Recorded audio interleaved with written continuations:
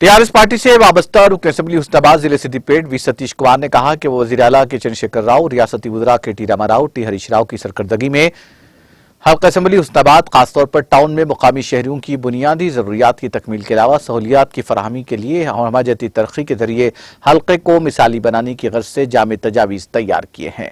Knees मरहलावार बलावरी के जरिए तमाम अहदाफ की तकमील की जाएगी। वो आज हुस्नाबाद टाउन के मुख्तलिफ बल्दी वार्ड्स में 1 करोड़ रुपए की तखमीनी लागत से तामीर की जाने वाले सीमेंट रोड्स और मोरियों की तामीरी कामों का रस्मी इफ्तिताह अंजाम देकर तकरीब से खिताब कर रहे थे। उन्होंने बताया कि वो गुज़िश्ता 8 सालों से मुसलसल मेहनत और मनसूबाबंद तरीके से हल्के की तरक्की के लिए कोशियां हैं। इस ज़िमन में काबिल कदर हद तक कामयाबी हासिल करते हुए अवाम की भरपूर ताईद और हिमायत हासिल किए हुए हैं। वी सतीश कुमार रुकन असेंबली हुस्नाबाद ने पुरजोर तौर पर कहा कि 8 सालों से हुस्नाबाद हल्के का शुमार रियासत के तेजी के साथ तरक्की पाने वालों हल्कों में होता है।